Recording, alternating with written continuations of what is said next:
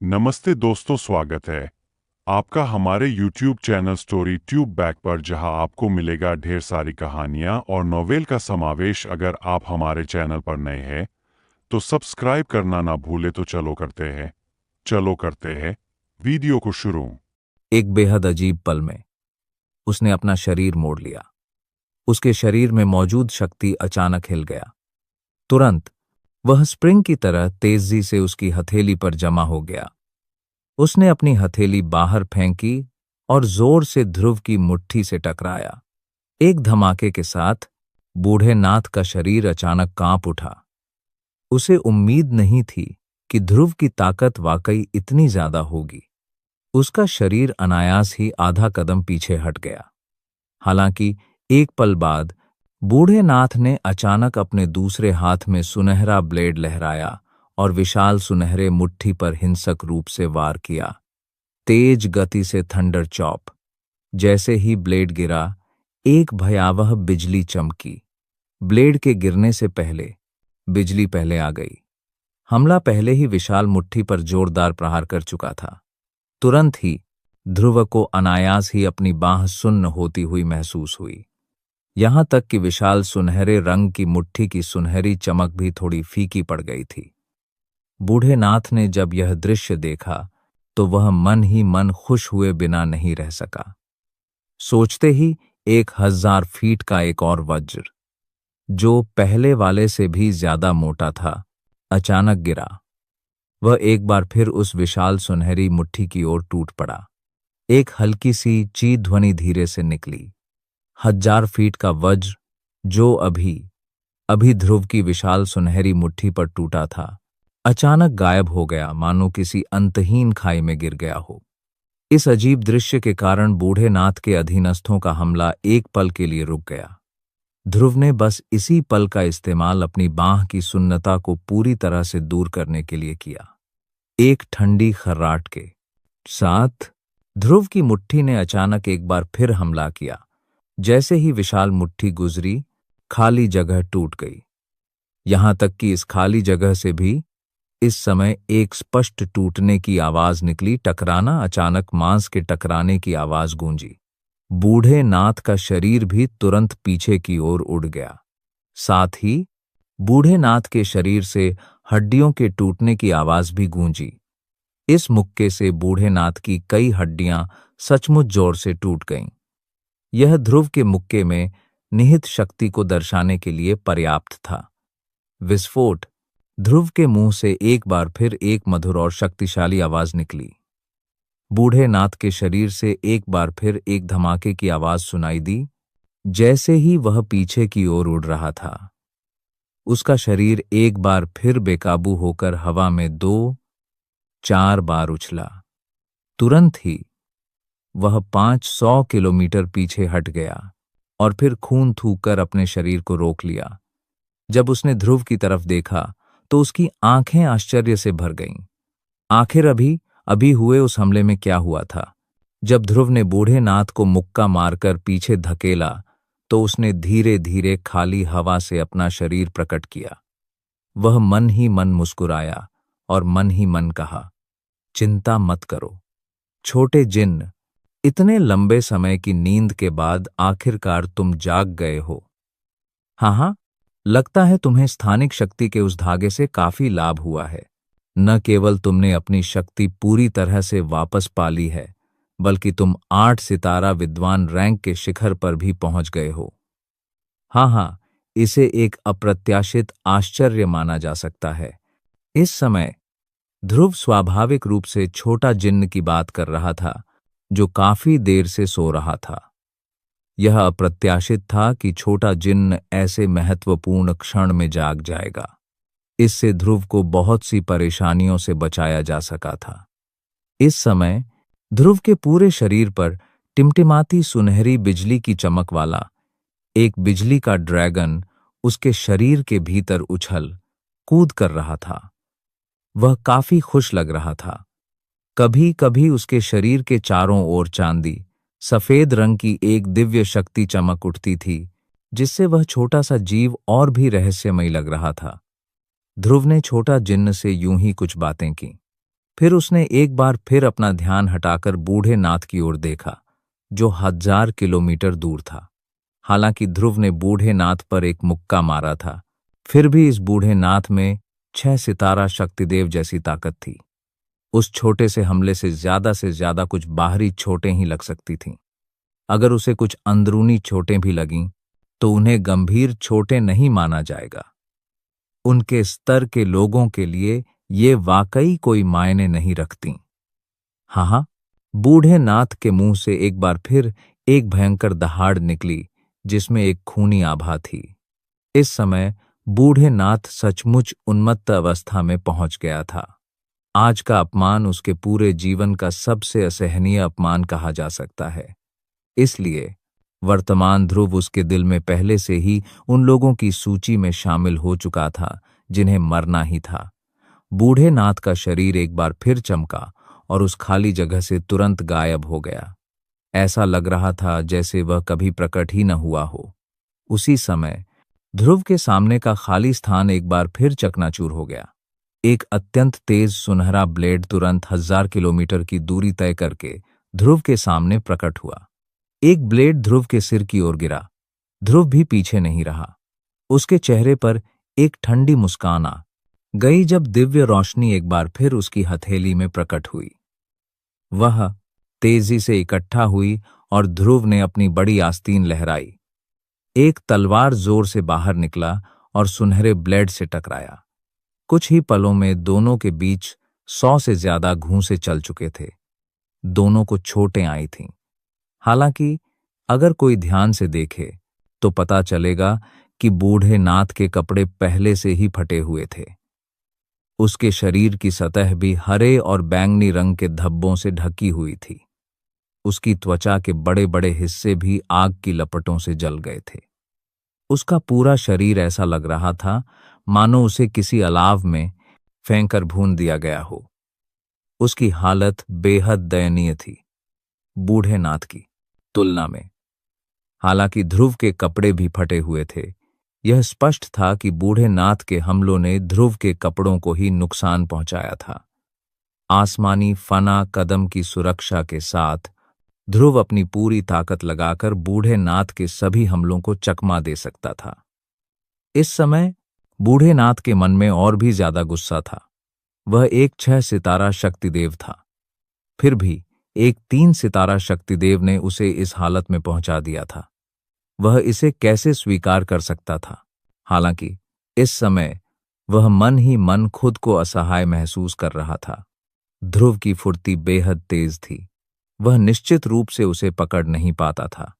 इतनी तेजी के साथ अगर 8 सितारा शक्तिदेव भी अपनी पूरी ताकत लगा दे तो भी वह उससे नहीं हारेगा, दुर्भाग्य से।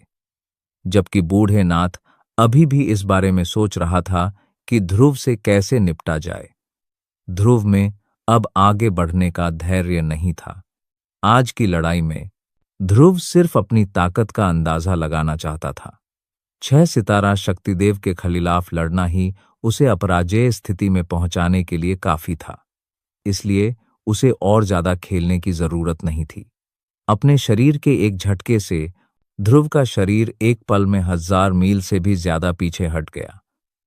उसकी आंखों में लपटें उठ रही थीं। उसकी बड़ी आस्तीन के एक झटके से दिव्य रोशनी तुरंत बाहर निकल आईं। उसके हाथ में मौजूद सीलें तेजी से बदल गईं।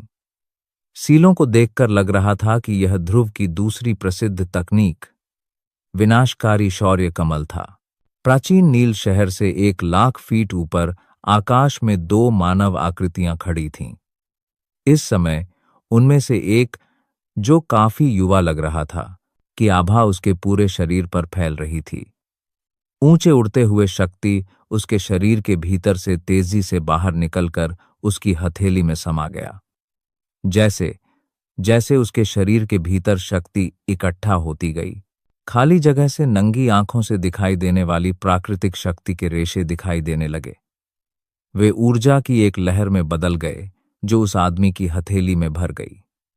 उसके शरीर के भीतर से एक प्रचंड रोशनी निकली जो आकाश को जला सकती थी, मानो ज्वार की लहरों की तरह पूरे आकाश को ढक रही हो। इस क्षण सारा स्थान अचानक शुष्क और गर्म हो गया। इस समय अगर कोई जमीन से सिर उठाकर देखे तो पूरा आसमान आग के अंतहीन समुद्र में बदल गया लगता था।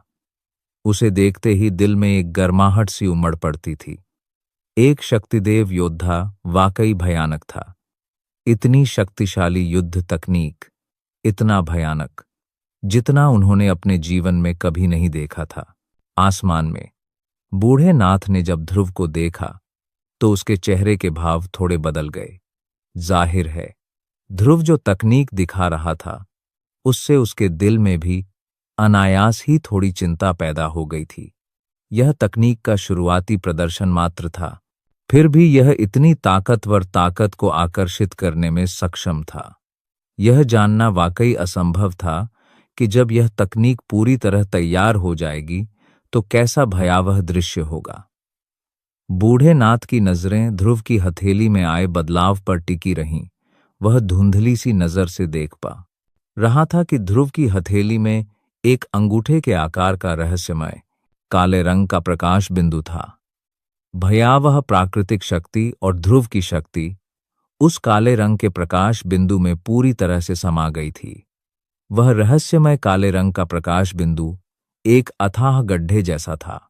चाहे कितनी भी भयावह ऊर्जा क्यों न हो, वह पूरी तरह से उसमें समा जाती।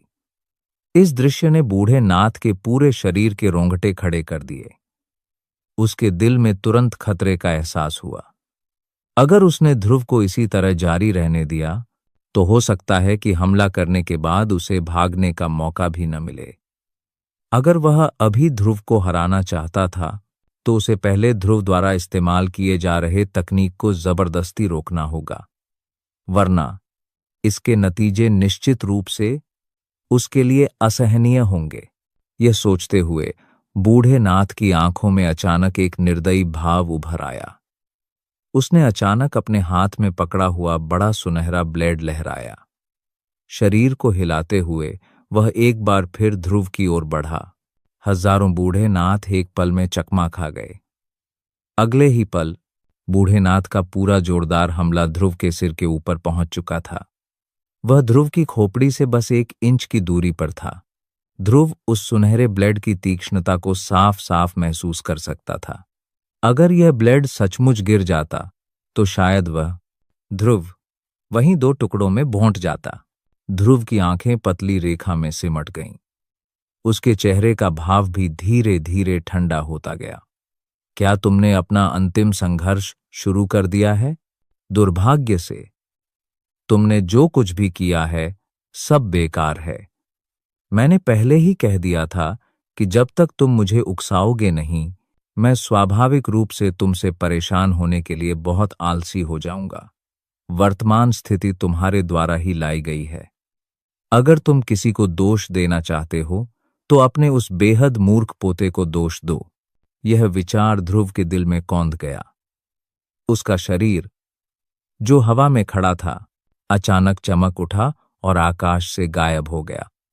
उसी समय हजारों मील दूर एक जगह विकृत हो गई। ध्रुव का शरीर एक बार फिर प्रकट हुआ। उसके हाथों की सीलें भी तेजी से बदल रही थीं। उस पर बूढ़े नाथ का जरा भी असर नहीं हुआ। बूढ़े नाथ का हमला, जिसमें उसकी पूरी आभा समाहित थी, एक बार फिर चूक गया।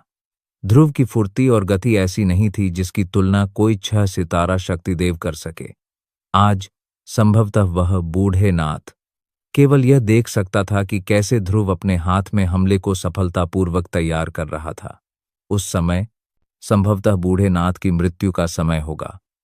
जब उसने इस बारे में सोचा, भले ही बूढ़े नाथ एक बूढ़ा व्यक्ति था जो अनेक वर्षों से जीवित था, तो उसके दिल में अनायास ही एक घना डर पैदा हो गया।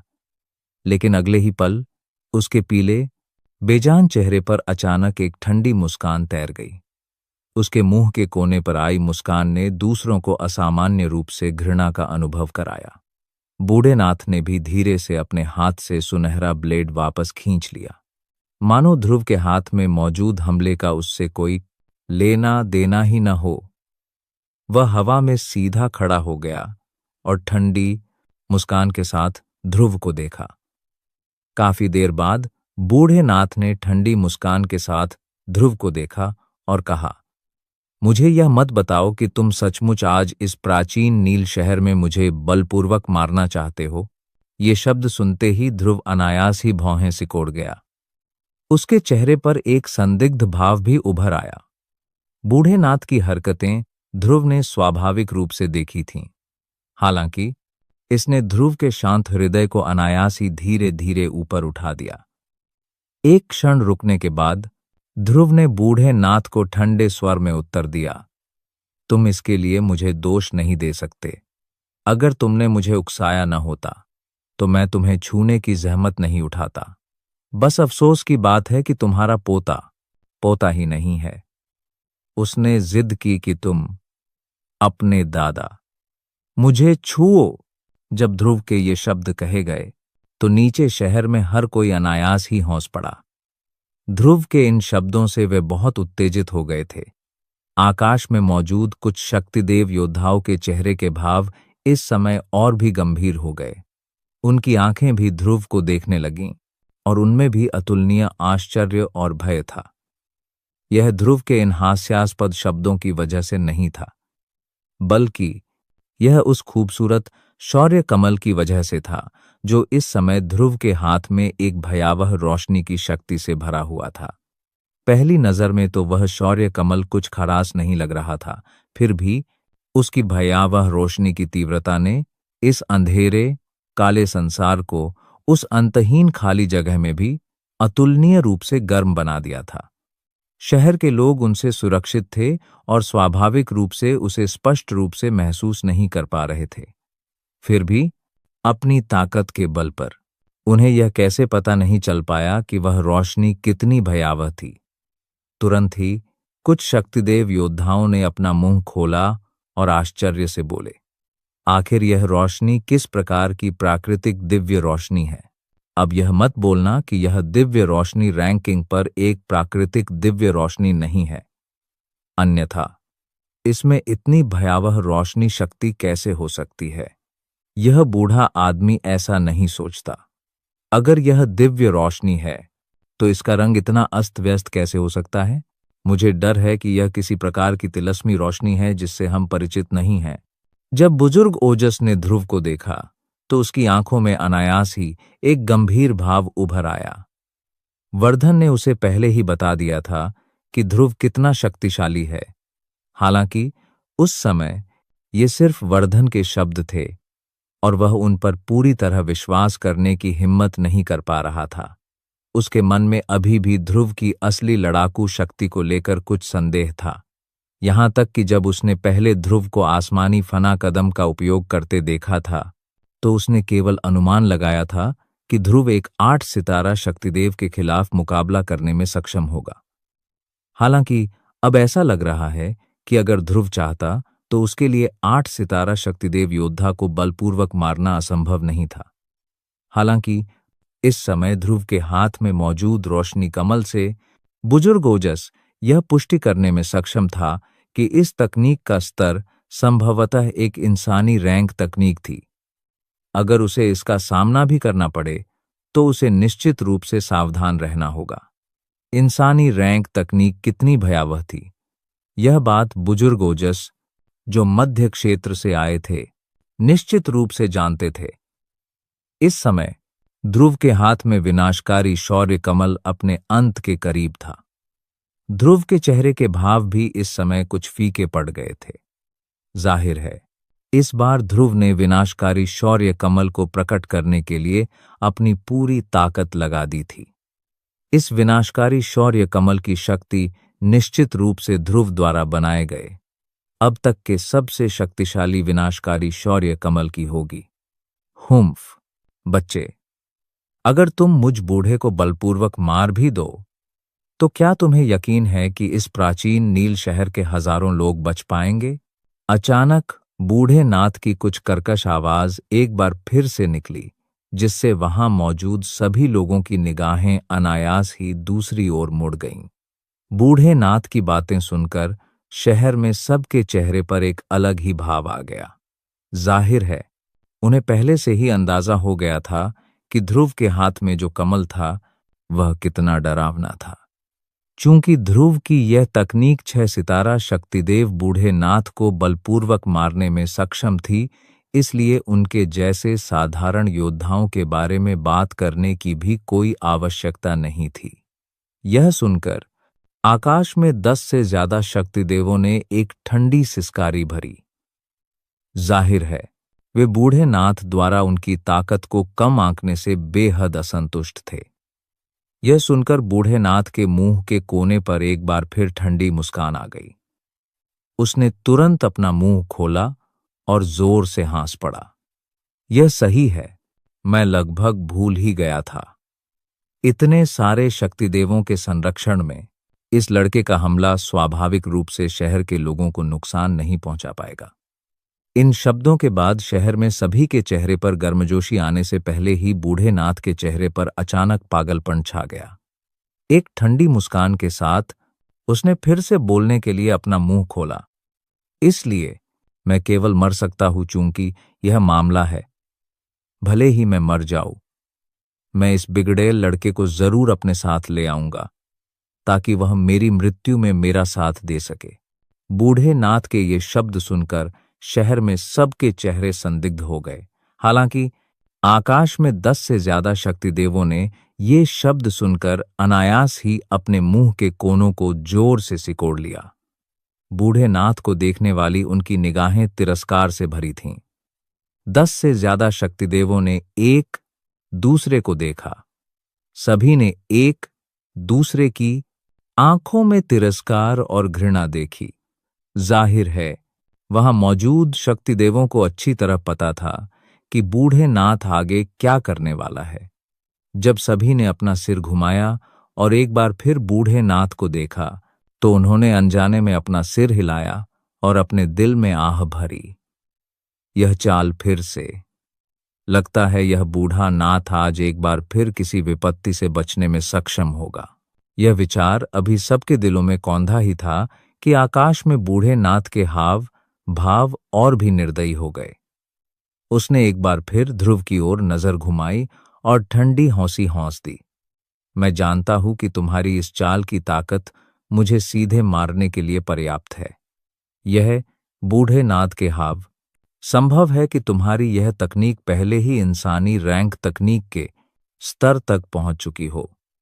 मैं यह भी मानता हूं कि मेरे पास इतनी ताकत वाली तकनीक नहीं है। अतः चूंकि मैं तुम्हें मारना चाहता हूं, इसलिए मैं केवल आत्मविनाश का मार्ग ही चुन सकता हूं। बूढ़े नाथ के शब्द निकलते ही ध्रुव के हाव भाव तुरंत बदल गए। एक शक्तिदेव का आत्म विनाश कोई मजाक नहीं था। अगर उसे सचमुच सफलतापूर्वक आत्मविनाश करने दिया जाता, तो इस प्राचीन नील शहर के 10,000 मील के दायरे में सब कुछ नष्ट हो जाता।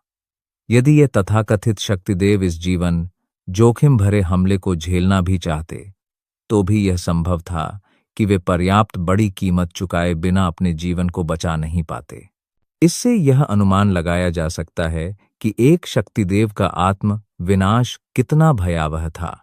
ध्रुव के लिए सबसे महत्वपूर्ण बात यह थी कि पश्चिमी क्षेत्र की ओर जाने वाला आयामी दरवाजा अभी भी प्राचीन नील शहर के भीतर था। अगर प्राचीन नील शहर नष्ट हो गया, तो वह उसे ढूंढने कहां जाएगा। यह बूढ़े नाथ वास्तव में ध्रुव को धमकाने के लिए पूरे प्राचीन नील शहर का उपयोग कर रहा था। क्या तुम मुझे धमकी दे रहे हो? बूढ़े नाथ द्वारा जान से मारने की धमकी से ध्रुव के मन में भी थोड़ा गुस्सा आया। जिंदगी में उसे जिस चीज से सबसे ज्यादा नफरत थी, वो थी दूसरों से धमकी मिलना। बूढ़े नाथ की हरकतों ने वाकई उसे उल्टा कर दिया था। बूढ़े नाथ के चेहरे पर एक ठंडी मुस्कान तैर गई जब उसने ध्रुव के गुस्से भरे शब्द सुने। इस समय ध्रुव का गुस्सा बिल्कुल वैसा ही था जैसा वह चाहता था। जब तक ध्रुव को प्राचीन नील शहर में किसी भी व्यक्ति या चीज के बारे में कोई शंका रहेगी, ध्रुव प्राचीन नील शहर को नष्ट नहीं होने देगा। इसके अलावा वह सुरक्षित और स्वस्थ रह सकेगा। जहां तक ध्रुव को मारने की बात है, बूढ़े नाथ ने स्वाभाविक रूप से इसे अपने दिल में पहले ही याद कर लिया था। हालांकि वह ध्रुव को नहीं मार सकता था, लेकिन दुनिया में कई योद्धा मौजूद थे। जब तक वह आग में घी डालने का काम कर सकता था, ध्रुव को मारने के इच्छुक लोग स्वाभाविक रूप से उसे ढूंढने के लिए कतार में लग जाते। जैसे ही उसने अपने दिल में यह सोचा, बूढ़े नाथ के चेहरे पर मुस्कान और भी स्पष्ट हो गई। जिस नजर से उसने ध्रुव को देखा, वह भी और भी तिरस्कारपूर्ण हो गई। इससे ध्रुव के दिल में और भी गुस्सा भर गया। आकाश में मौजूद दर्जन भर शक्तिदेवों ने भी ध्रुव के दिल में रोष देखा। वे भी मन ही मन फूट फूट कर रोए। इस समय तक बूढ़े नाथ इस बेशर्म लड़ाई के तरीके का इस्तेमाल 1 दर्जन से ज्यादा बार कर चुका था। हालांकि यह हर बार सफल कहा जा सकता था। इसकी वजह से उसे मारने की क्षमता रखने वाले कई लोग अंत में खाली हाथ लौट आए। इसका कारण वह शहर था जिसमें उस समय सभी लोग थे, प्राचीन नील शहर। प्राचीन नील शहर दक्षिण पश्चिम क्षेत्र का सबसे बड़ा शहर था। इसकी आबादी लाखों से कम नहीं थी। अगर आस पास के छोटे शहरों की आबादी भी जोड़ दी जाए तो शायद 8 लाख से कम नहीं होगी। इतनी भयावह आबादी वाले शहर में यह बताने की जरूरत ही नहीं थी कि यह कितना समृद्ध था। इसलिए यहां बाहरी लोग भी अनगिनत थे। यहां रोजाना आने जाने वाले लोगों की संख्या शायद 10 लाख से भी ज्यादा होगी। इसके अलावा वहां कम से कम 10,000 युवा पीढ़ी के योद्धा प्रशिक्षण के लिए आए थे। इसलिए वहां मौजूद किसी को भी यह नहीं पता था कि प्राचीन नील शहर में कितने गुट थे। हालांकि यह समझा जा सकता था कि इन लोगों के पीछे निश्चित रूप से एक ऐसा अस्तित्व था जो शक्तिदेव रैंक से नीचे नहीं था। यह भी संभव था कि वहां कुछ सच्चे शक्तिदेव रैंक के योद्धा भी मौजूद हों। और अब महान हकीम मुलाकात जल्दी आयोजित होनी थी। प्राचीन नील शहर भी मिश्रित शक्तियों और कुलीनों से भरी हुई थी। कहा जा सकता है कि इतने वर्षों के बाद यह अपने असली शिखर पर पहुंच गई थी। इस मामले का महत्व एक नजर में ही पता चल गया। इसलिए यदि बूढ़े नाथ ने वास्तव में प्राचीन नील शहर में आत्म विनाश कर लिया तो पूरा शहर नष्ट हो जाएगा। जहां तक उन महाशक्तियों की युवा पीढ़ी का सवाल है, वे निश्चित रूप से इस दुनिया से गायब हो जाएंगे। उस समय ध्रुव की मृत्यु का समय होगा। उन लोगों की मौत का दोष निश्चित रूप से उसी पर लगाया जाएगा। ध्रुव का पीछा पूरा दक्षिणी क्षेत्र और यहां तक कि दूसरे क्षेत्रों के दल भी करेंगे। हालांकि यह ऐसी स्थिति नहीं थी जिसे ध्रुव देखना चाहता था। आखिरकार सिर्फ अंधेर आत्मा दल ही ध्रुव के लिए कष्ट सहने के लिए काफी था। वर्तमान में वह इतना बड़ा तूफान नहीं उठा सकता था। क्या ऐसा हो सकता है कि वह बूढ़े नाथ को छोड़ देने वाला था? ध्रुव मन ही मन अनिच्छुक था। चूंकि उसने अपना उल्टा तराजू छू लिया था, इसलिए इस बूढ़े नाथ को मरना ही होगा। 8 सितारा शक्तिदेव भी ध्रुव के हाथों मर गया था। बूढ़े नाथ तो बस 6 सितारा शक्तिदेव था। ध्रुव उसे क्यों नहीं मार सकता था? हालांकि कुछ सोचने के बाद मौजूदा हालात ऐसे नहीं थे कि ध्रुव अपनी मर्जी से कुछ कर सके। जरा सी चूक उसे अनंत काल के लिए नरक में डाल देगी। ध्रुव एक पल के लिए अपने दिल में तड़प उठा। उसने घोरस को जबरदस्ती हमला करने के लिए कहने के बारे में भी सोचा। बदकिस्मती से उसे सिर्फ एक मौत जैसी खामोशी मिली। हालांकि घोरस ताकतवर था, लेकिन वह बहुत ज्यादा सिद्धांतवादी था। फिलहाल इस प्राचीन नील शहर में कोई भी ऐसा नहीं था जो सब कुछ तय कर सके। ध्रुव मन ही मन जोर से हंसा। बूढ़े नाथ को मारने का मौका गंवाते ही उसके हाथ की सील बदल गई। बूढ़े नाथ ने ध्रुव को देखते हुए ठंडी मुस्कान दी। इस पल उसका दिल बेमिसाल बेफिक्र था। उसे अपने दुश्मन के अंदरूनी संघर्ष को देखना बहुत अच्छा लगता था। उसके दुश्मन में उसे मारने की क्षमता तो थी, लेकिन उसकी हिम्मत नहीं हुई। इससे उसका दिल वाकई बेफिक्र हो गया। लेकिन अगले ही पल ध्रुव की सील, जिसे वह बदलने ही वाला था, अचानक गायब हो गई। उसने अपना हाथ उठाया और उसके हाथ में मौजूद शौर्य कमल बूढ़े नाथ पर निशाना साधा। शौर्य कमल के बीच में अंगूठे के आकार की एक गहरी काली रहस्यमयी रोशनी थी, जो एक गहरा काला प्रकाश उत्सर्जित कर रही थी। यह दृश्य देखकर बूढ़े नाथ की आंखें अचानक चौड़ी हो गईं। उसके चेहरे पर एक स्तब्ध भाव उभर आया। उसने जल्दी से अपना मुंह खोला और ध्रुव पर दहाड़ा, लड़के, क्या तुम सचमुच इस प्राचीन नील शहर के हजारों लोगों के साथ राख में बदल जाना चाहते हो? यह देखकर ध्रुव के मुंह के कोने पर एक बेहद ठंडी मुस्कान उभर आई। उसके मुंह से धीरे धीरे एक ठंडी आवाज निकली, मैं तो बस तुम्हें कुचलना चाहता हूं। मैं निर्दोषों को क्यों नुकसान पहुंचाऊंगा? और क्या तुम्हें सचमुच लगता है कि तुम्हें आत्म विनाश का मौका मिलेगा? ध्रुव के ये शब्द कहते ही बूढ़े नाथ के हाव भाव एक बार फिर बदल गए। उसका चेहरा आश्चर्य से भर गया। एक पल रुकने के बाद उसने आखिरकार अपना मुंह खोला और ध्रुव से पूछा, तुम्हारा इससे क्या मतलब है? ध्रुव ने एक बार फिर ठंडी हंसी निकाली। उसके हाथ में शौर्य कमल तेजी से घूम गया। कमल से एक भयावह शक्ति फैल गई, जिससे अनंत अंतरिक्ष अतुलनीय रूप से गर्म हो गया। क्या तुम भूल गए हैं कि इस प्राचीन नील शहर में अभी भी कोई है जो तुमको एक पल में मार सकता है? बूढ़े नाथ की पुतलियां अचानक सिकुड़ गईं। वह भी एक पल के लिए ध्रुव की बातों से चौंक गया। कोई उसे पल भर में मार सकता है? क्या ध्रुव जिस व्यक्ति की बात कर रहा था वह वही हो सकता है? लगता है तुमने भी इसके बारे में सोचा है। बूढ़े नाथ का दिल कांप उठा। उसे उम्मीद नहीं थी कि ध्रुव उस व्यक्ति को इस वक्त घसीटकर बाहर ले आएगा, लेकिन उसकी जगह तुरंत एक ठंडी हंसी ने ले ली। तो क्या हुआ अगर वरिष्ठ इस शहर में है? तुम्हारे और मेरे बीच के मामले का वरिष्ठ से कोई लेना देना नहीं है।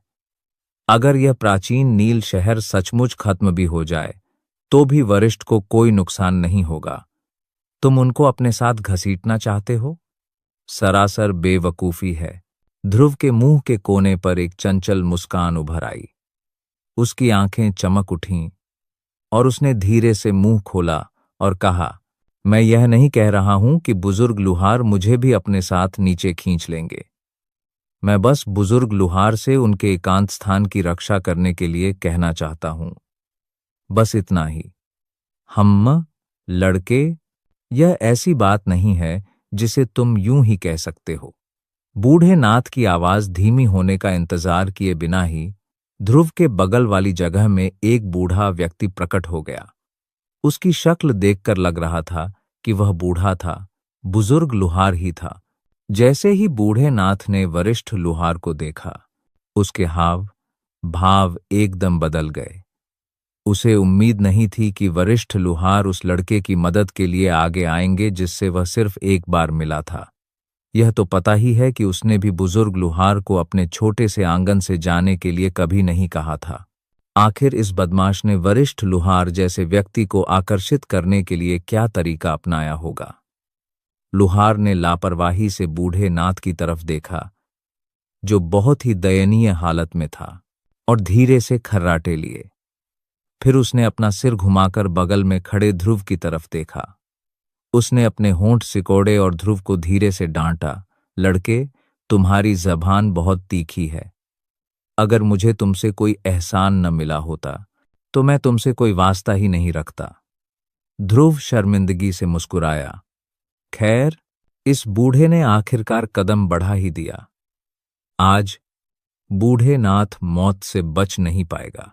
नीचे खड़े अनगिनत लोगों के हाव भाव बुजुर्ग लुहार की बातें सुनकर तुरंत दिलचस्प हो गए। सबको कैसे पता नहीं चला कि ध्रुव बुजुर्ग लुहार से ऐसी बातें कहलवा सकता था।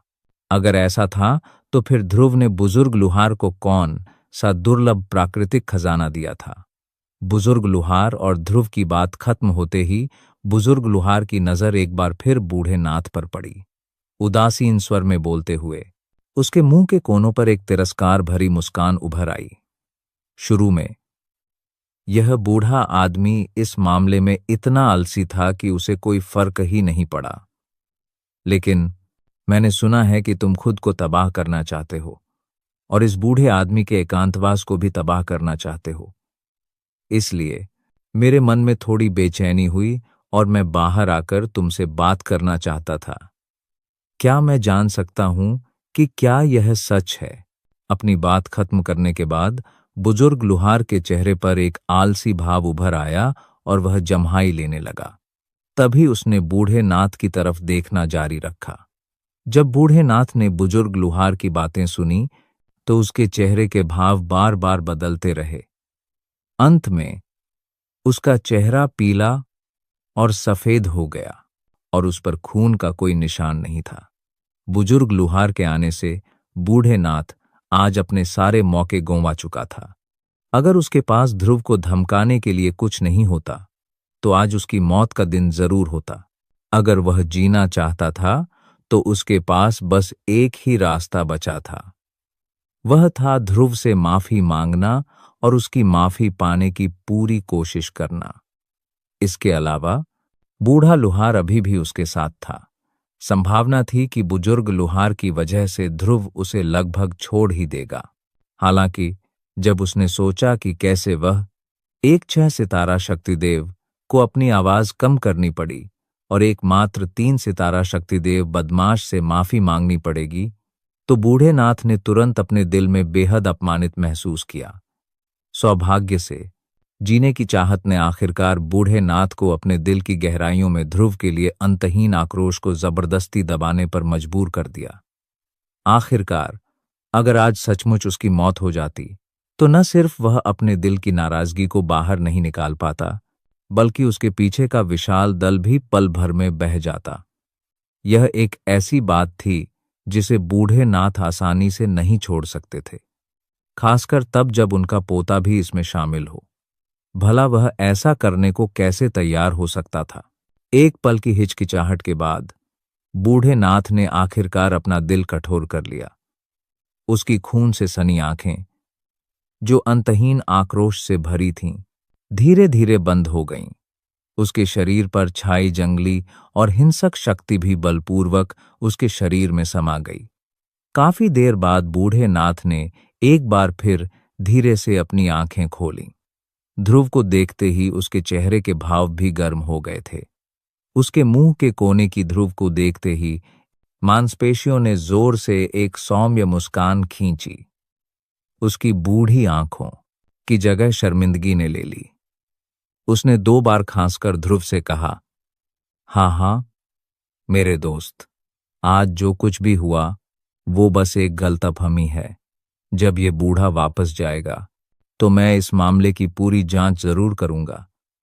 आज जो तुम्हारे और मेरे बीच लड़ाई है, चलो इसे सिर्फ हाथापाई समझो, कोई समझौता नहीं।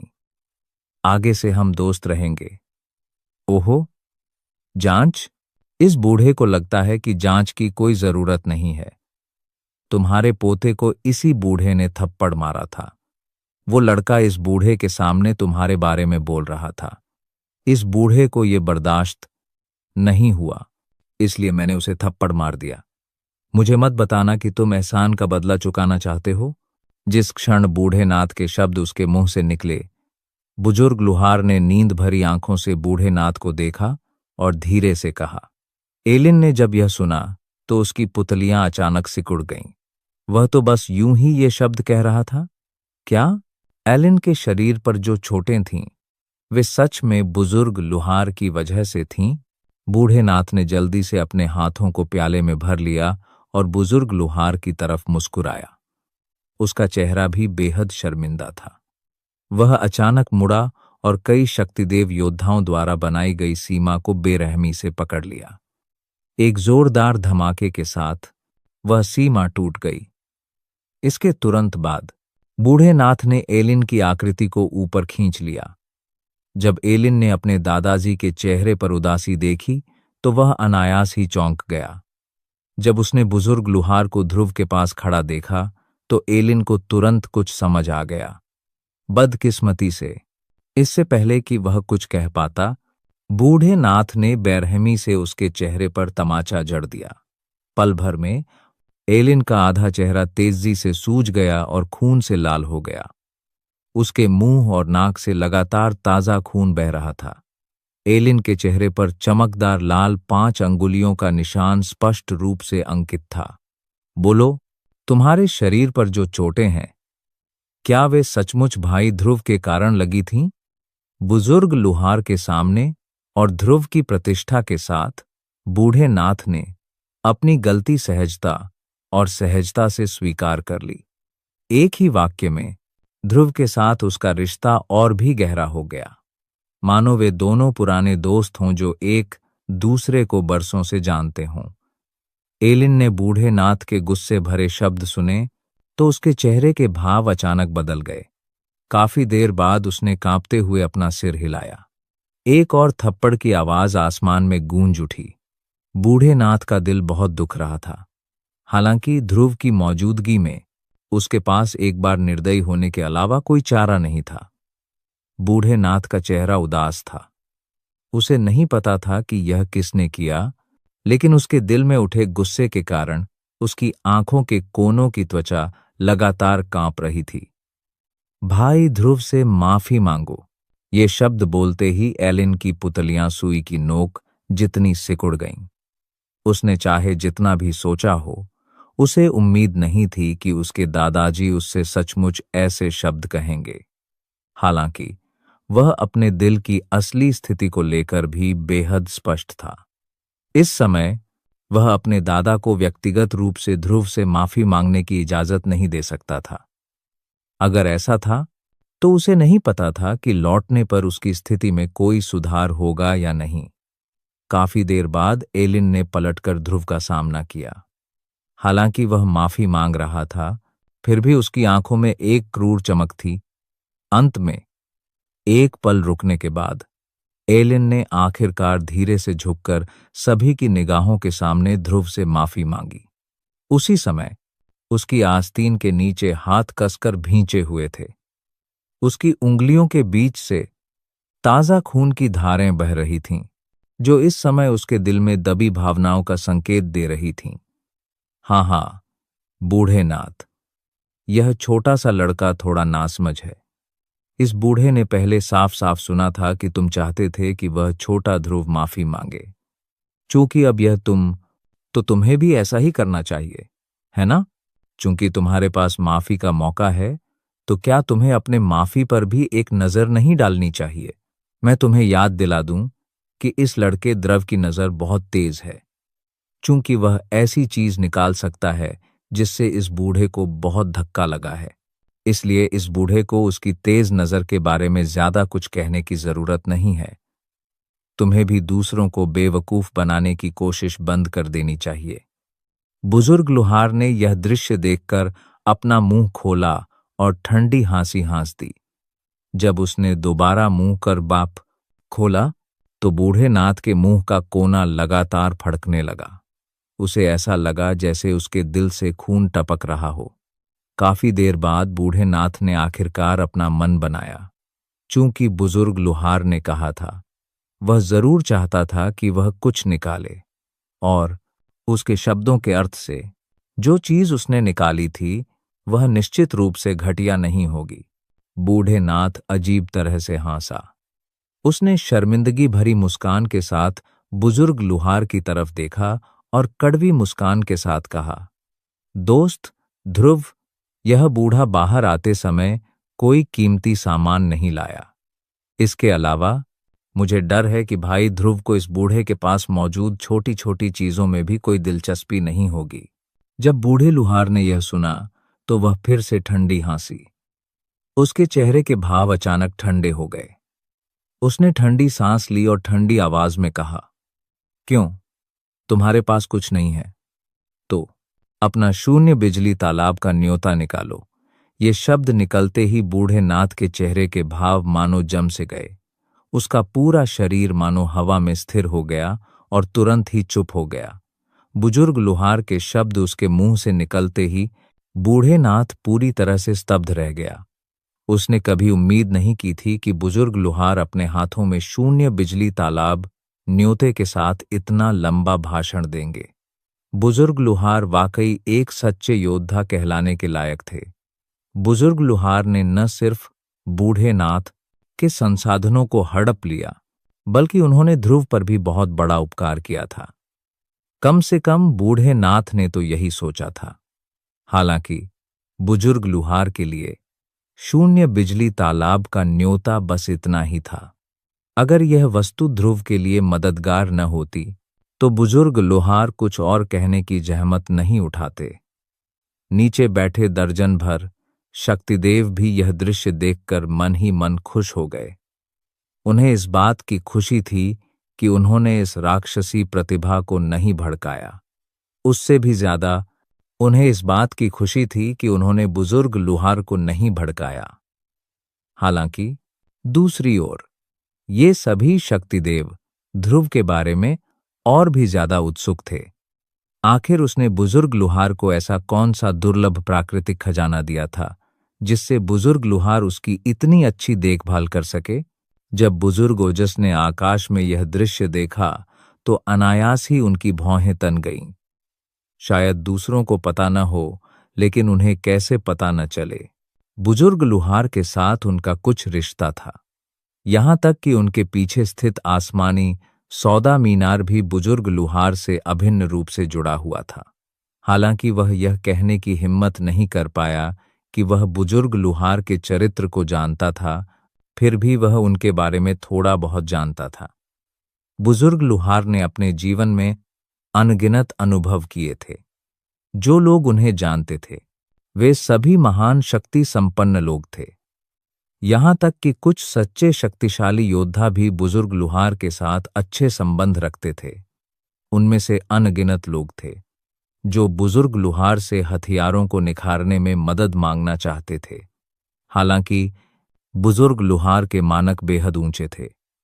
जिन लोगों के पास हथियारों को परिष्कृत करने की योग्यता नहीं थी, चाहे वे कितने भी शक्तिशाली हों या कितने भी शक्तिशाली हों, उन सभी को बुजुर्ग लुहार द्वारा नजरअंदाज कर दिया गया।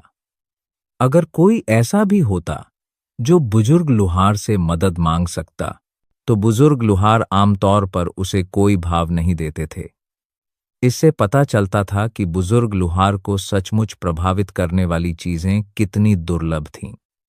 हालांकि ध्रुव वाकई बुजुर्ग लुहार की मदद लेने में कामयाब हो गया था। क्या ऐसा हो सकता है कि ध्रुव ने बुजुर्ग लुहार को जो हथियार की जो सामग्री दी थी वह दुनिया में आखिरी थी? इस समय बूढ़े नाथ का चेहरा शर्मिंदगी से भर गया। शून्य बिजली तालाब का न्योता सदियों में एक बार मिलने वाला अवसर था। उसके पास तो बस कुछ ही मौके थे, तो वह इसे कैसे छोड़ सकता था? शून्य बिजली तालाब का न्योता शून्य बिजली की शक्ति को संघनित करके बनाया गया था। इस न्योते का उपयोग शून्य बिजली तालाब में एक बार प्रवेश करने के लिए किया जा सकता था। जहां तक उस खाली जगह के बिजली तालाब की बात है, वह एक प्राचीन शून्य बिजली का तालाब था जो अनगिनत वर्षों से संघनित था। उसके भीतर की दिव्य बिजली की शक्ति अतुलनीय रूप से सघन थी। अगर कोई शक्तिदेव योद्धा भी उसमें प्रवेश करने के बाद दिव्य बिजली की शक्ति को ठीक से अवशोषित और शुद्ध कर ले, तो न केवल उस शक्तिदेव के शरीर की शक्ति में भारी वृद्धि होगी, बल्कि उसकी आत्मा की शक्ति भी बहुत बढ़ जाएगी। हालांकि चूंकि शून्य बिजली तालाब असीम शून्य में तैर रहा था, इसलिए शक्तिदेव भी इसका पता नहीं लगा पाए। शून्य बिजली तालाब न्योते की बात करें तो यह शून्य बिजली तालाब के भीतर स्वर्गीय बिजली द्वारा निर्मित होता है। हर 100 साल में शून्य बिजली तालाब से 30 शून्य बिजली तालाब के न्योते गिरकर बिखर जाते थे। इस समय कई योद्धा इसकी खोज में आएंगे। जब तक वे इसे प्राप्त करने में सफल रहेंगे, वे शून्य बिजली तालाब में एक बार प्रवेश करने के लिए न्योते का उपयोग कर सकेंगे। बेशक एक शून्य बिजली तालाब न्योते की शक्ति शून्य बिजली तालाब का रास्ता खोलने के लिए स्वाभाविक रूप से पर्याप्त नहीं थी।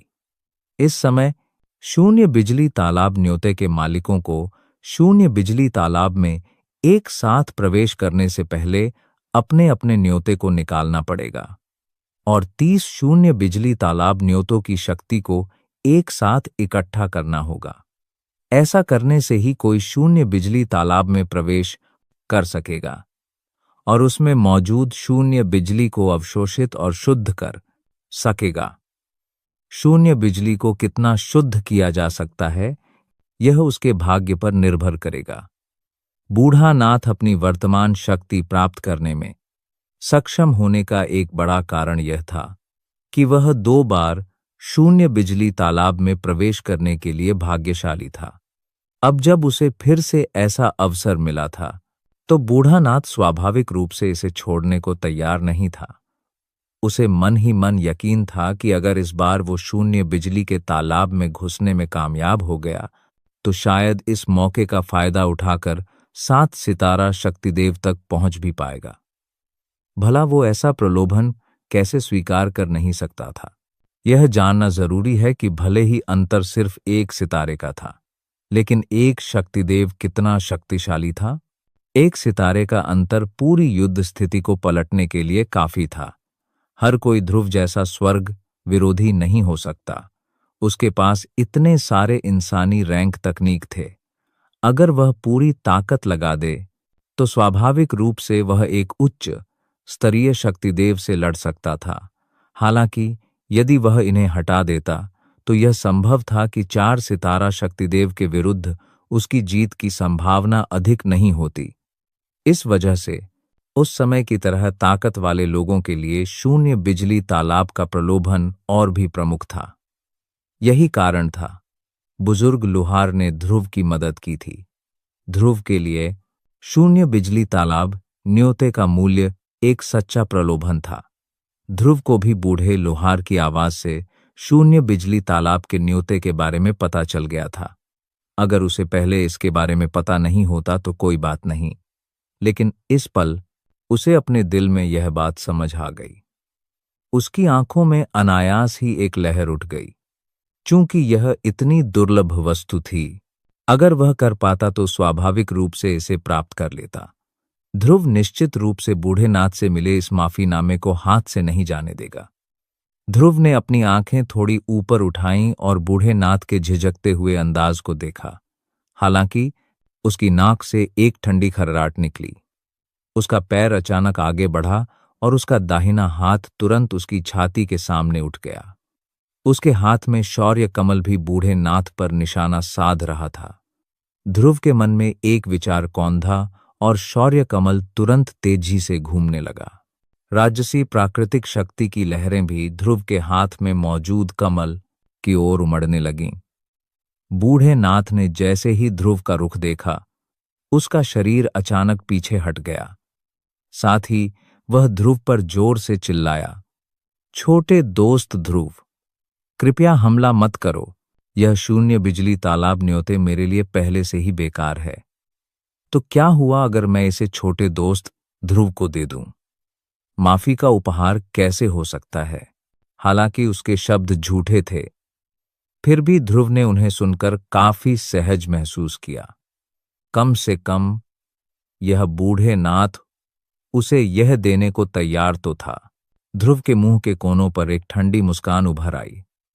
उसका उठा हुआ हाथ भी धीरे धीरे नीचे गिर गया। अगर उसने इन लोगों को सही तरीके से मुक्का नहीं मारा, तो वे सचमुच सहयोग करने को तैयार नहीं होंगे। क्या वे सचमुच सोचते थे कि वह इतना आश्वस्त था क्योंकि वह बुजुर्ग लुहार पर निर्भर था? बूढ़े नाथ भी ध्रुव के हमले से काफी डर गया था। उसे सचमुच डर था कि ध्रुव सचमुच जोरदार हमला करेगा और उसे यहीं खत्म कर देगा। अगर वह मर भी जाता, तो शून्य बिजली तालाब का न्योता फिर भी ध्रुव के हाथ में ही रहता। चूंकि ऐसा ही था, इसलिए बेहतर यही था कि उसे सीधे दे दिया जाए और पहले खुद की जान बचाई जाए। यह दृश्य देखकर बुजुर्ग लुहार के चेहरे पर अनायास ही प्रशंसा की मुस्कान आ गई। ध्रुव का चरित्र इतना चतुर और निर्दयी था। इसमें कोई आश्चर्य की बात नहीं थी कि वह इस अराजक दुनिया में इतने ऊंचे स्थान पर पहुंच पाया। उसका चरित्र दृढ़ और अदम्य था। वह हर काम में निर्णायक रहता था। केवल ऐसा ही व्यक्ति इस अस्त व्यस्त दुनिया में उठकर अपनी जगह बनाने के लिए संघर्ष कर सकता था। जब उसने देखा कि ध्रुव ने फिर से अपना हाथ नीचे कर दिया है, तो बूढ़े नाथ की तनावग्रस्त नसें थोड़ी ढीली पड़ गईं। वह दिल ही दिल में जानता था कि चाहे कुछ भी हो जाए, उसके हाथ में जो शून्य बिजली तालाब का न्योता है उसे ध्रुव को सौंपना ही होगा। साथ ही बूढ़े नाथ को भी अपने दिल में ध्रुव द्वारा दिए गए अपमान की गहरी याद आई। उसे विश्वास था कि एक दिन ऐसा आएगा जब वह ध्रुव को उसका सारा बदला चुका देगा। बूढ़े नाथ ने सीने में गहरी सांस ली और अपनी भावनाओं को शांत करने की पूरी कोशिश की। एक पल बाद बूढ़े नाथ के चेहरे पर एक मुस्कान आ गई। वह मुस्कान इतनी शांत थी मानो उसके और ध्रुव के बीच कुछ हुआ ही न हो। बूढ़े नाथ का सामना ध्रुव से हुआ। उसने अपना दाहिना हाथ घुमाया और अचानक एक चमकदार चांदी जैसा न्योता बूढ़े नाथ की हथेली में प्रकट हो गया। बूढ़े नाथ की हथेली में तुरंत ही शक्ति कांप उठा और न्योता ध्रुव की ओर उछल पड़ा।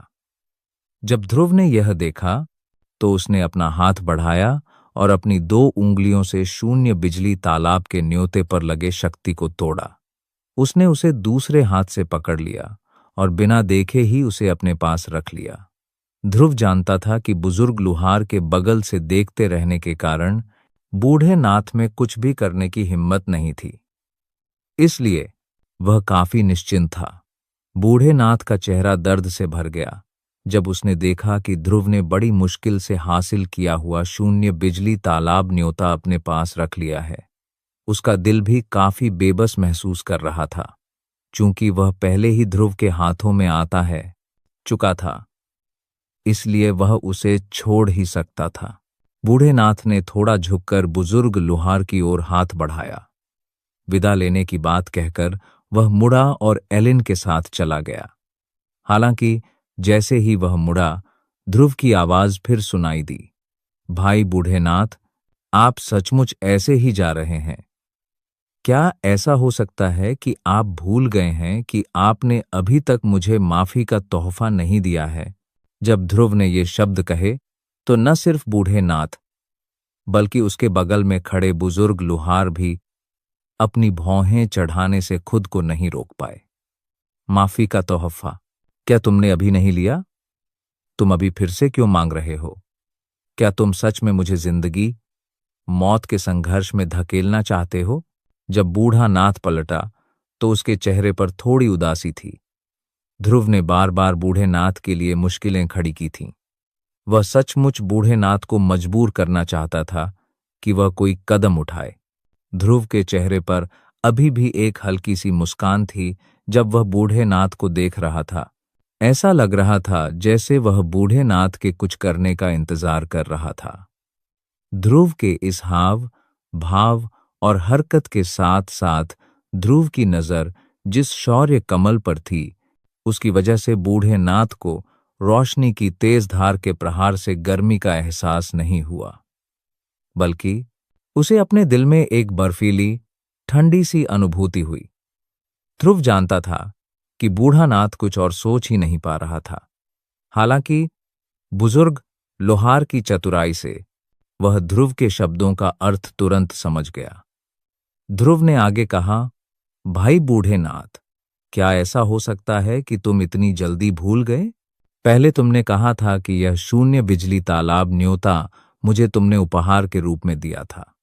जहां तक मुआवजे की बात है तो यह स्वाभाविक रूप से एक और मामला है। क्या तुमको ऐसा नहीं लगता? बूढ़े नाथ के चेहरे के भाव एकदम से सख्त हो गए जब ध्रुव के शब्द उसके मुंह से निकले। उसके मुंह का कोना अनायास ही सिकुड़ गया। उसने पहले जो शब्द कहे थे वे तो बस विनम्रता से कहे थे। ध्रुव ने उन्हें इतनी गंभीरता से क्यों लिया? क्या वह अपने लिए कोई गड्ढा नहीं खोद रहा था जिसमें वह कूद जाए? हालांकि जितना ज्यादा वह इस बारे में सोचता उतना ही ज्यादा गुस्सा आता, लेकिन ध्रुव पर बुजुर्ग लुहार का पहरा था। जब तक बुजुर्ग लुहार पास थे, बुजुर्ग लुहार को इस बात की कोई परवाह नहीं थी कि ध्रुव हद से ज्यादा आगे बढ़ भी जाए। जब बूढ़े नाथ ने यह सोचा तो वह एक अवर्णनीय अपमान महसूस करने से खुद को नहीं रोक सका। हालांकि यह कितना भी अपमानजनक क्यों न रहा हो, अंततः यह इस तथ्य को नहीं बदल सका कि ध्रुव ने उसके साथ क्रूरतापूर्वक छल किया था। बूढ़े नाथ का हाथ एक बार फिर हवा में लहराया। बूढ़े नाथ की हथेली में एक हथेली के आकार का क्रिस्टल पत्थर दिखाई दिया। बूढ़े नाथ ने उस क्रिस्टल पत्थर को दर्द भरे भाव से देखा। उसने अब और संकोच नहीं किया, मानो उसे डर था कि वह अपनी बात से पलट जाएगा। उसने सीधे अपना हाथ उठाया और ध्रुव की ओर फेंक दिया। जिस तरह से उसने क्रिस्टल पत्थर फेंका, उसे देखकर ऐसा लग रहा था मानो वह अपने दिल की भावनाओं को बाहर निकाल रहा हो। यह देखकर नीचे खड़े लोग अनायास ही हौंस पड़े। जब ध्रुव ने अचानक क्रिस्टल पत्थर पा लिया तो उसकी आंखों में एक चमकीली अभिव्यक्ति उभर आई और तुरंत ही वह पत्थर पूरी तरह से छिप गया। उसने अपना सिर उठाया और बूढ़े नाथ को एक गर्मजोशी भरी मुस्कान दी। इससे बूढ़े नाथ के मुंह के कोने जोर से फड़क उठे। तुरंत दादा पोते की जोड़ी ने बुजुर्ग लुहार को अलविदा कहा और जल्दी से वहां से चले गए। ध्रुव की हथेली में विनाशकारी शौर्य कमल एक बार फिर से अधिक शुद्ध और राजसी शक्ति की तरंगों में बदल गया और ध्रुव के शरीर में भंवर में वापस आ गया। बूढ़े नाथ और उसके पोते के जाने के बाद नीचे खड़े लगभग 1 दर्जन शक्तिदेव उड़कर बुजुर्ग लुहार के सामने खड़े हो गए। उन्होंने आदरपूर्वक हाथ जोड़कर बुजुर्ग लुहार को प्रणाम किया। यह दृश्य देखकर नीचे शहर में हर कोई भावुक हो गया। ताकतवर योद्धा होना वाकई अच्छा था। कोई कितना भी घमंडी क्यों ना हो, उसे उसके सामने सिर झुकाकर जूनियर जैसा अभिवादन करना ही पड़ता था। बेशक इन दर्जन भर शक्तिदेवों ने बुजुर्ग लुहार को प्रणाम करने के बाद यह नहीं भूला कि ध्रुव, जो बाघ को खाने के लिए सुअर बनने का नाटक कर रहा था, अभी भी मौजूद था। एक एक करके वे आगे बढ़े और ध्रुव से बातें करने लगे। यहां तक कि 3 सितारा शक्तिदेव योद्धा, जिसने कभी ध्रुव के साथ हाथापाई की थी, ध्रुव से बात करते हुए उसके चेहरे पर अब भी डर साफ झलक रहा था। ध्रुव का सामना करते हुए उसका रवैया बेहद विनम्र था। बेशक ध्रुव को अपने दिल में जरा भी घमंड नहीं था।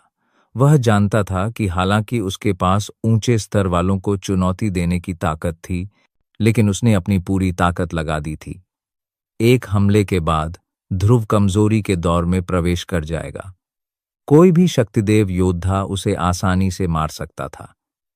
इस समय इन लोगों ने उसके साथ इतना सम्मानपूर्वक व्यवहार इसलिए किया क्योंकि वह आंशिक रूप से तो उसकी ताकत के कारण था, लेकिन उससे भी अधिक महत्वपूर्ण बात यह थी कि संभवतः बुजुर्ग लुहार के कारण ऐसा हुआ था जो अभी अभी वहां से गए थे। बुजुर्ग लुहार ने ध्रुव के प्रति जो स्नेह दिखाया था, वह आज उन्हें दिखाई दे रहा था।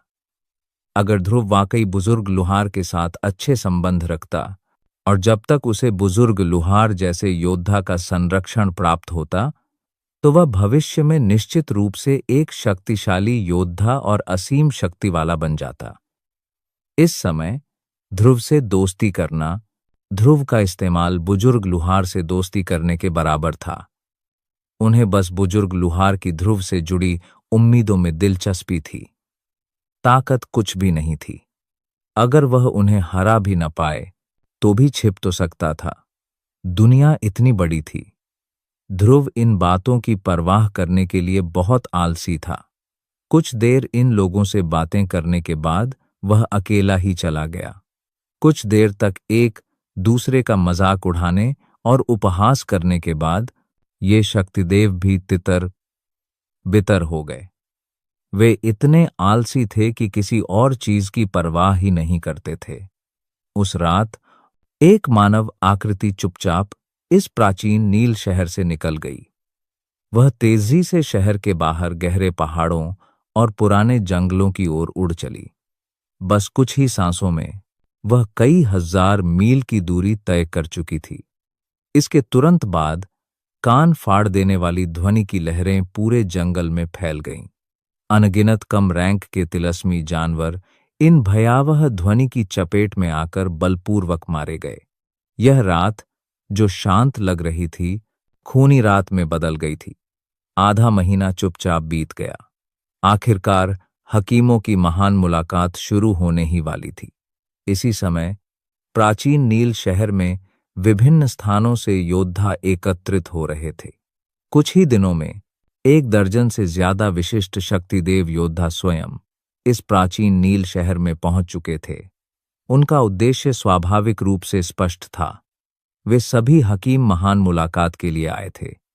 इससे यह अनुमान लगाया जा सकता था कि इस बार का हकीम महान मुलाकात वाकई बहुत प्रभावशाली था। चरमराहट। दोनों लकड़ी के दरवाजे धीरे से खोले गए। काला चोगा पहने एक युवक धीरे से अंदर से निकला। हालांकि ध्रुव पहले ही मध्य आयु में पहुंच चुका था, फिर भी उसने अपनी शक्तिदेव ताकत के कारण अपने शुरुआती 20वें दशक का आभास बनाए रखा। इस समय सराय से बाहर निकलकर ध्रुव की चमकीली आंखें प्राचीन नील शहर के मध्य की ओर देख रही थीं। वह जगह इस शहर का असली केंद्र थी। यही वह जगह भी थी जहां सच्चे योद्धा इकट्ठा होते थे। हकीमों की महान मुलाकात वहीं आयोजित होता था। हाँ, हकीमों की महान मुलाकात का उद्घाटन समारोह कुछ ही दिनों में होने वाला है। मुझे भी जाकर देखना चाहिए। मुझे आश्चर्य है कि क्या कोई शक्तिदेव स्तर का हकीम भाग लेगा। अगर ऐसा है तो यह वाकई दिलचस्प होगा। कुछ ही देर बाद ध्रुव की आकृति पहले ही शहर के एक चहल पहल भरे इलाके में पहुंच चुकी थी। उस समय ध्रुव के सामने एक विशाल मंडप था, जो किसी औषधीय कड़ाही जैसा लग रहा था। यह मंडप प्राचीन नील शहर में हकीम एसोसिएशन का बैठक स्थल था। इसमें प्रवेश करने वाले लोग या तो अत्यंत शक्तिशाली होते थे या हाई रैंक के हकीम।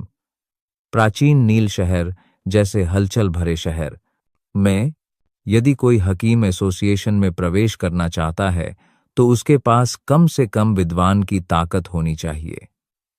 अगर कोई हकीम भी हो तो भी अगर उसे इसमें शामिल होना है तो उसके पास रैंक 8 की औषधीय गोली को बनाने की योग्यता होनी चाहिए। स्वाभाविक रूप से उसकी स्थिति स्वतः स्पष्ट थी। एक रैंक 8 का हकीम। बेशक हकीम एसोसिएशन के अथक प्रयासों के बावजूद यहां नियमों का उल्लंघन करने की हिम्मत किसी की भी नहीं थी। आखिरकार हकीम एसोसिएशन का अपमान करना अनगिनत दुश्मन पैदा करने के बराबर था। कोई भी इतना मूर्ख नहीं होगा कि ऐसा करे। इस जगह पर भले ही कोई शक्तिदेव हो, भले ही वह यहां आने जाने और सम्मान पाने का अधिकारी हो, अगर कोई यहां के नियमों का सचमुच उल्लंघन करता है तो उसे फिर भी कष्ट सहना पड़ेगा। इस प्रकार यहां के लोग बहुत अच्छे व्यवहार वाले थे। यहां तक कि वर्तमान ध्रुव भी इस सुनहरे मंडप को देखकर आश्चर्य से आहें भरने से खुद को नहीं रोक पाया। हकीम वाकई एक बेहद शक्तिशाली एसोसिएशन, वाकई बहुत शक्तिशाली दल था। एक बार जब वे एकजुट हो जाते तो बाहरी दुनिया के सबसे शक्तिशाली शक्तिदेव भी उनके नियमों का पालन करने को मजबूर हो जाते। यह देखना आसान था कि हकीम कितने शक्तिशाली थे। जैसे ही ध्रुव ने हकीम एसोसिएशन में कदम रखा, उसे बिना किसी आश्चर्य के तुरंत कोहरे जैसी गोलियों की खुशबू ने घेर लिया। हालांकि यह जगह उसकी जगह से बिल्कुल अलग थी। इस गोलियों की खुशबू में एक खास तरह का घोल डाला गया था, जिससे यह बेमिसाल खुशबूदार लग रही थी। इसने अनजाने में ही मन को सुकून भी पहुंचा दिया था। ध्रुव के प्रवेश ने भी कुछ लोगों का ध्यान आकर्षित किया। हालांकि उन्होंने ध्रुव को अनदेखा करने से पहले बस एक नजर डाली। अनगिनत शक्तिदेव और हकीम हर दिन इस जगह में आते जाते रहते थे। ऐसा नहीं था कि वहां कोई युवा हकीम न हो। उनके लिए यह पहले से ही एक सामान्य दृश्य था और उन्हें इस पर ध्यान देने की कोई आवश्यकता नहीं थी। इस संबंध में ध्रुव भी थोड़ी शांति और सुकून की तलाश में था। वह यहां केवल मूल मार्शल दुनिया के विभिन्न स्तर के हकीमों को समझने आया था। वह यहां काफी समय से था, लेकिन उसे अभी तक हकीमों के बारे में कुछ भी सीखने को नहीं मिला था। एक हकीम होने के नाते ध्रुव को अपने मन में थोड़ी शर्मिंदगी महसूस हुई। जैसे ही वह अपना पैर उठाकर अंदर की ओर बढ़ने ही वाला था, एक आकृति ध्रुव की ओर बढ़ी। यह व्यक्ति 3 सितारा शक्तिदेव योद्धा था, जिसने पिछले दिनों ध्रुव के साथ हाथापाई की थी। इस व्यक्ति को देखते ही ध्रुव के चेहरे पर मुस्कान आ गई। हालांकि इस बूढ़े का स्वभाव थोड़ा खराब था, फिर भी वह दोस्ती के लायक था। अगर ध्रुव उसके साथ अच्छे संबंध बना सके तो शायद वह उसकी किसी तरह मदद कर सके।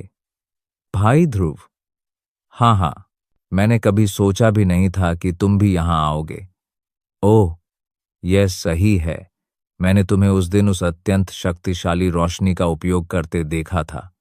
मुझे लगता है कि तुम एक हकीम भी हो। बूढ़े आदमी के ध्रुव के सामने पहुंचने से पहले ही उसकी कर्कश और वीरतापूर्ण आवाज ध्रुव के कानों में बिजली की तरह गूंज उठी। इसने ध्रुव को इस हद तक हिला दिया कि उसके शरीर में एक गड़गड़ाहट की आवाज लगातार गूंजती रही। ध्रुव ने हल्के से अपने होंठ सिकोड़े। इस आदमी का स्वभाव ध्रुव के लिए सचमुच असहनीय था। फिर भी उसने जवाब में अपना सिर हिला दिया। जब बूढ़े ने देखा कि ध्रुव ने सचमुच जवाब में अपना सिर हिलाया है, तो अनायास ही उसके मुंह से प्रशंसा की एक और लहर निकल आई। वह ध्रुव को जिस नजर से देख रहा था, वह किसी राक्षस को देखने जैसी थी। इतनी कम उम्र में ही उसने अपनी गोली बनाने की काबिलियत और युद्ध शक्ति दोनों को जबरदस्ती बढ़ा लिया था। यह वाकई चौंकाने वाला था। भाई ध्रुव सच में एक प्रतिभाशाली व्यक्ति हैं। उन्हें सचमुच एक राक्षस कहा जा सकता है। हाँ। इतनी कम उम्र में ऐसी उपलब्धियां प्राप्त करने में सक्षम होने के कारण भाई ध्रुव को इस साल की हकीमों की महान मुलाकात में निश्चित रूप से जगह मिलेगी। कौन जानता है, भाई ध्रुव इस साल की हकीमों की महान मुलाकात में एक काला घोड़ा भी बन सकते हैं। चूंकि ऐसा है, तो सबसे पहले मैं आपको बधाई देता हूं। हा। ध्रुव ने धीरे से अपनी आंखें उठाईं और एक अनिर्णायक मुस्कान दी। उसने कुछ नहीं कहा। मुझे आश्चर्य है कि भाई ध्रुव इस समय यहां क्यों है, उस बूढ़े आदमी ने कहा। मैं थोड़ी देर के लिए आपके साथ चल सकता हूं। मैं यहां के कुछ लोगों को भी जानता हूं और मैं आपको उनसे परिचित होने में मदद करूंगा। हे, यहां के बूढ़े लोगों की साधना तो बस ठीक ठाक है। हालांकि अपनी हकीम कौशल से वे दिन भर दिखावा करते रहते हैं। उन्हें देखकर ही लोग असहज महसूस करते हैं। भाई ध्रुव, समय आने पर आपको भी ध्यान देना चाहिए। ध्रुव मुस्कुराया। उसे ये बातें कनूज के याद दिलाए बिना भी पता थीं। वह स्वाभाविक रूप से हकीमों की सनक से वाकिफ था। जहां तक कनूज की बात है, तो उसके साथ कोई नहीं चल पाएगा। उसके उग्र स्वभाव के कारण उसके साथ कोई नहीं चल पाएगा। भाई कनूज, चलो। मैंने बहुत दिनों से हकीम बैज टेस्ट नहीं दिया है। आज मैं भी जाकर देख लूंगा। अगर मैं पहले बैज ले लूं तो भविष्य में ज्यादा सुविधा होगी। यह सुनकर कनूज फिर मुस्कुराया। उसका शरीर हिल गया और वह ध्रुव के आगे आगे चल पड़ा। हकीम एसोसिएशन से कनूज की अच्छी जान पहचान होने के कारण ध्रुव ने स्वाभाविक रूप से बहुत समय बचा लिया। थोड़ी देर बाद वे दोनों एक बड़े हॉल में पहुंचे। वहां पहुंचते ही, जो पहले थोड़ा विशाल था, पूरी तरह से उमड़ती भीड़ से घिरा हुआ था। इन लोगों का उद्देश्य भी वही था जो ध्रुव का था। वे अपनी अंदरूनी शक्ति का परीक्षण करने आए थे, ताकि उच्च श्रेणी के हकीम की योग्यता प्राप्त कर सकें। हे, यहां काफी लोग हैं। अफसोस की बात है कि वे सब छोटे बच्चे हैं और सार्वजनिक रूप से उनका जिक्र नहीं किया जा सकता। मुझे आश्चर्य है कि भाई ध्रुव किस रैंक के हकीम का टेस्ट देना चाहते हैं। शायद मैं कुछ मदद कर सकूं। यह सुनकर ध्रुव मुस्कुराया। चाहे कहीं भी जाओ, ताकत होना जरूरी है। हमेशा ऐसे लोग होंगे जो तुम्हें खास तवज्जो देने के तरीके सोचेंगे। अपने दिल में कुछ देर तक विचार करने के बाद ध्रुव अपना मुंह खोले बिना नहीं रह सका और पूछ लिया, भाई कनूज, क्या आप जानते हैं कि यहाँ हकीम का सर्वोच्च पद क्या है? हालांकि ध्रुव की आवाज तेज नहीं थी, लेकिन वहां मौजूद लोग कमजोर नहीं थे। उनमें सबसे कमजोर एक लगभग रैंक 8 का हकीम था। ध्रुव के शब्द स्वाभाविक रूप से वहां मौजूद सभी लोगों के कानों में पड़े। यहां तक कि टेस्ट का प्रभारी वरिष्ठ व्यक्ति भी इस समय ध्रुव की ओर देखे बिना नहीं रह सका। ये शब्द सुनकर कनूज के चेहरे पर एक अजीब सा भाव आ गया। उसने कभी सोचा भी नहीं था कि ध्रुव सबके सामने ऐसे शब्द कहेगा। वह अभी अपना मुंह खोलने ही वाला था कि टेस्ट लेने वाले बुजुर्ग ने एक कदम आगे बढ़कर मुस्कुराते हुए बोलने के लिए अपना मुंह खोला। यहां सर्वोच्च योग्यता रैंक 9 के हाई ग्रेड हकीम तक पहुंचना है। मुझे आश्चर्य है कि क्या आपके पास इसे एक बार में पूरा करने का आत्मविश्वास है। यह सुनकर ध्रुव की भौहें थोड़ी सिकुड़ गईं। उसने आह भरी और सिर हिलाया। उसने धीमी आवाज में खुद से कहा, रैंक 9 हाई ग्रेड, यह अभी भी बहुत कम है। यद्यपि यह आवाज इतनी धीमी थी कि लगभग सुनाई नहीं दे रही थी, फिर भी शक्तिदेव योद्धा और टेस्ट के प्रभारी और कनूज की डरावनी सुनने की ताकत के कारण यह अभी भी उनके द्वारा सुनी गई थी। रैंक 9 का हाई ग्रेड हकीम बहुत कम था। क्या यह हो सकता है कि यह ध्रुव रैंक 9 से भी ऊंची रैंक के लिए टेस्ट देना चाहता था? रैंक 9 हाई ग्रेड हकीम बहुत कम था। ध्रुव की बातों से दोनों एकदम से स्तब्ध रह गए। रैंक 9 हाई ग्रेड का हकीम। उसे सचमुच लगा कि इतने शक्तिशाली हकीम का दर्जा कम है। उन्हें समझ नहीं आ रहा था कि उसके पास वाकई इतनी ताकत है या वह खुद को बहुत ऊंचा समझता है। ध्रुव की बातों से दोनों एकदम से स्तब्ध रह गए। एकदम से स्तब्ध रह गए।